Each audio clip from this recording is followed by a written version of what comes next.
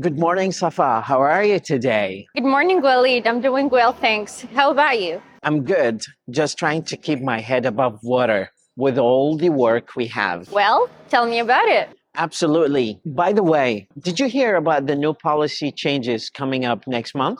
Yes, I did. I feel we're always jumping through hoops to meet deadlines. Agreed.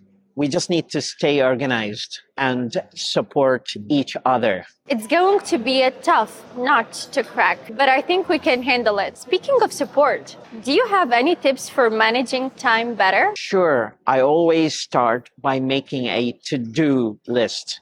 It helps me prioritize tasks. It works for me. That's a great idea. I should try that. Also, don't hesitate to ask for help should you need it. Thanks, Waleed. I will. Let's get back to work and tackle these challenges head on. Sounds like a plan. Let's make today a productive one.